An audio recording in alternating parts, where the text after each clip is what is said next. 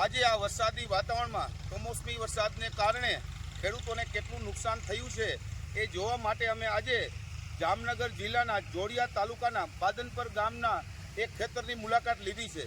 આજે ઘણા લોકો ફેસબુકમાં ખેડૂત વિરોધી પણ લખી રહ્યા છે, એને અમે આ બતાવવા માટે વિડીયો ઉતારી રહ્યા છીએ કે જુઓ આ ખેડૂતની હાલત। આ લોકોએ મગફળી કાઢી અને ગામડા કરી નાખ્યા છે, હલર પણ તૈયાર છે, સામે હલર પણ માંડી દીધું હતું, પણ આ કુદરત રૂઠી અને આ ખેડૂતને કામ કરતા અટકાવી અને બીજા કામે લગાડી દીધા છે। આજે આ ગામડા કરેલા રહ્યા એમાં કેટલા એવું કે છે એમાં નુકસાન ન થાય અમે તમને બતાવી। જુઓ મગફળી, આની હાલત જુઓ કેવી મગફળી થઈ ગઈ છે, આમાં શું ભૂકો નીકળશે। આ હાલત જુઓ ખેડૂતની।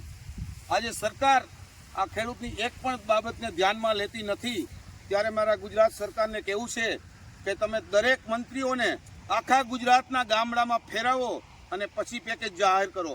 પેકેજમાં ઉતાવળ ન કરો, કારણ કે આજે કેટલાય ખેડૂત હેરાન થઈ રહ્યા છે। દરેક ખેડૂત એટલો ભણેલો પણ નથી, એટલા માટે પરેશાન ન થાય। એટલા માટે મારી તો એવી માંગ છે કે કોઈ પણ પેકેજ મૂક્યા વગર આ ગુજરાતના તમામ ખેડૂતોનું લેણું માફ કરી દેવામાં આવે। 2008માં મનમોહનસિંહ સરકારે પણ આવો નિર્ણય લીધો હતો અને ખેડૂતોને ઉગાર્યા હતા। તો આજે તો આપણા પૃથ્વી આખાના ગુરુ આપણા દેશના વડાપ્રધાન છે, ત્રણ લોકના ગુરુ આપણા દેશના વડાપ્રધાન છે।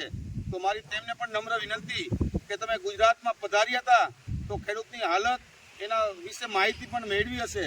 તો મારી તમને નમ્ર વિનંતી છે કે ખેડૂતને પેકેજ રમાડવા કરતાં એનું તમામ ધિરાણ માફ થાય અને માર્કેટિંગ યાર્ડમાં આદેશ કરવામાં આવે કે કોઈ પણ ખેડૂતની મગફળી ટેકાના ભાવ કરતાં નીચા ભાવે ખરીદવામાં ન આવે, કારણ કે જો આ ખેડૂતો ઉપર ધ્યાન આપવામાં નહીં આવે તો આ જગતનો તાત ક્યારેય સક્ષમ બની નહીં શકે।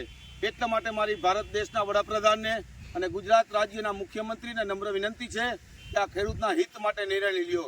જય હિન્દ, જય ભારત, જય જય ગરવી ગુજરાત।